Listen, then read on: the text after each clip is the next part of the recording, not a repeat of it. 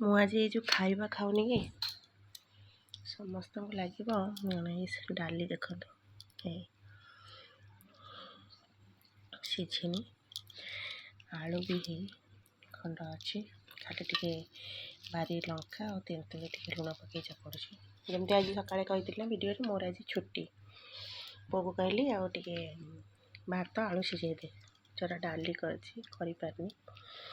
କହିଥିଲି ନା କାଲି ରୋଷେଇ କରିବାର କିନ୍ତୁ ଏ ଖାଇବାରେ ଯେଉଁ ସ୍ୱାଦ ଅଛି ନା, ମୁଁ ଯଦି ଆଜି ଆଉ କ'ଣ ବନେଇଥାନ୍ତି ସେଥିରେ ସ୍ୱାଦ ନଥାନ୍ତା। କାରଣ ସବୁବେଳେ କରୁଥିବା ଲୋକଟା ପାଇଁ ଯଦି କେତେବେଳେ କିଏ ପାଣି ଗ୍ଲାସ୍ଟେ ବି ଆଣି ଦେଇଦିଏ, ସେ ପାଣି ଗ୍ଲାସ୍ର ମାନେ ମଜା ବହୁତ ଅଲଗା।